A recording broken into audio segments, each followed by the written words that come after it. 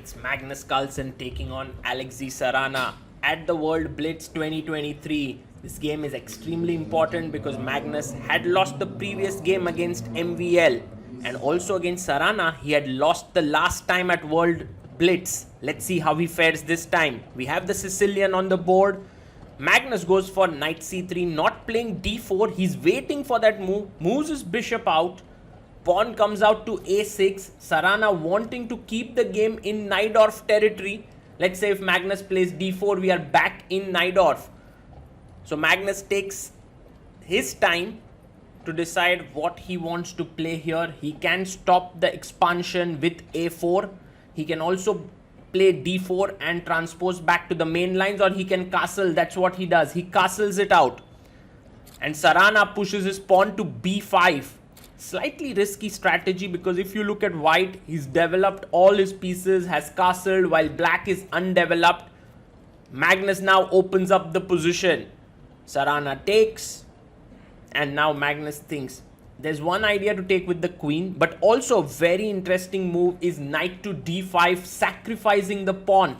Because if you take here, this is real danger with white having huge lead in development. So a move like knight d5 in such positions is normal, and Magnus, I think, was thinking about it.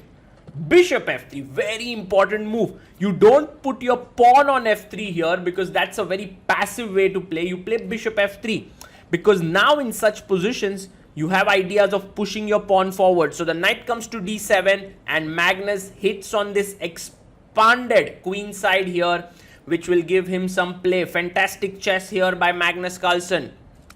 Now one way to continue for black is to push the pawn to b4, but then after knight d5 it's a good position for white. So Sarana takes the pawn, and now Magnus can take back with the rook. He does so. The rook is well placed. The a6 pawn is slightly weakened. Look at white's development. It's looking good. Sarana must put his knight on e5. No, he goes e6, which is a mistake. And what a quickly played move by Magnus, hitting the bishop. Now if you notice, the bishop does not have any squares to go to. And the moment you defend the bishop, let's say by queen c7, I just sack and push my pawn, opening up this bishop. So it's a very difficult move to meet. Magnus has played rook b4. Even if you play rook b8, I will sack and push my pawn. So big trouble here for Alexey Sarana here. Magnus's idea of activating his rook from a4 to b4 has worked like a charm. And now Alexey Sarana in big trouble. Keep this idea in mind. The bishop on b7 is running out of squares. Now what should Sarana do here? Another idea is to move his knight to c5 to defend the bishop.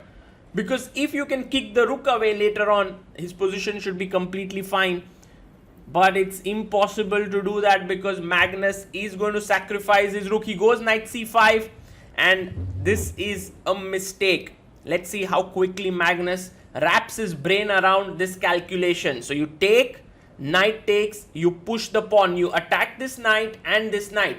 Now one move is knight d5 because you block it. But after I take and push my pawn, the king is right in the center. You can see the development is terrible. The knights are beautifully placed. The rook is coming up. The queen is coming in here. So by this calculation, I think Magnus can already think about sacrificing on b7. But it's easier said than done, and Magnus has taken more than 45 seconds to work this thing out. Not at all easy, but he's running low on time. 1 minute 23 seconds left. He takes it. Pushes the pawn. Pawn takes. A check here. So Sarana was also ready, but this intermezzo seems to have thrown him off guard. He has two ideas. One is king e7, other is knight going back.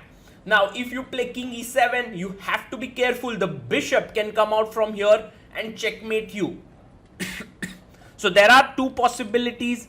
Alexey using his time well here to think what is the best way. King e7 seems like the better option, and after you take on b7, take here, it can get very complicated, and after queen f3, white is better. Look at the black's pieces, terribly positioned.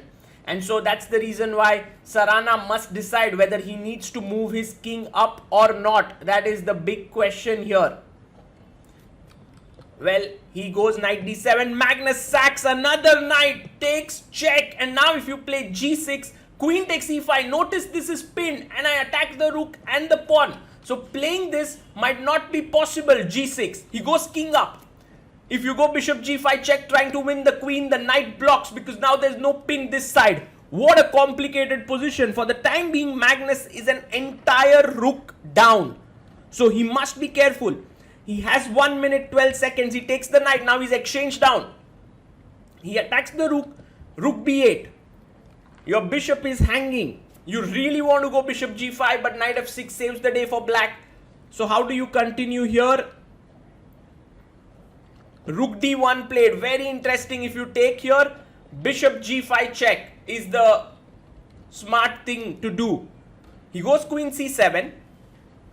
And now the bishop is hanging on b7 and the knight is ready to come here. Next move, if the queen moves away, the king moves out, the bishop comes out, and then black could be an exchange up. So Magnus has to take this carefully. He takes the pawn. Knight comes in and it's time to pin it. Bishop g5, no, he comes back with the queen and suddenly black's position is much okay. You know, it's no longer that bad. Knight e4, but Magnus has shifted from an attacking way of dealing with this position to a more positional approach. All he's saying is that, hey, look at my two bishops and my two outside passers, and I should be able to convert this without having to go into any tactical sequence. Takes here, queen takes, and now Sarana is basically saying, hey, look, my rooks are connected. So in a way, Sarana has improved his position drastically. Rook comes into b4, queen goes back, black's position has begun coordinating, but at the same time, Magnus Carlsen's pawns have started to move forward. Rook goes to a4, the bishop comes back, and now this very classy move, pinning on the first rank. This has limited the bishop's movement, and it seems like black has fought back into the game. I like Magnus's last move, g3. Because look at his presence of mind. He just simply improves. First, doesn't trade the rook. And now improves his king position with king g2 so that there are no checks on the last rank. This will come into big use later on. Queen goes to d7, doubling on the d file. Pawn moves forward. Sarana wants to keep his king in the center. The game is now very interesting and exciting. Look at that quickly played move, queen b5. How does Sarana find such moves in just like 1 second? That's a question to me. Magnus has 30 seconds now to work out what to do. His bishop can't move because his rook is hanging. And if the rook cannot move because the bishop is hanging, this is already trouble. He goes g4, bishop g5, mistake. Takes, he gives a check. Is it a mistake? In fact, black's position looks completely fine. He can take it back with the bishop or the pawn. He takes with the pawn. Rook takes. It's equal material now. Take the pawn on b2. No, he comes in. That's a blunder. Check. Now if the king moves, it's a mate. So in comes this fork. Rook had to go back and it's game over from an equal position. In just 2 moves, Alexey Sarana blundered and Magnus took the full advantage of it. There he is shaking his head. He played the opening very well, but Sarana fought back, and in the end, Magnus tricked him when he was down on time. I'm on Wilder, and we are going to revolutionize how social media works.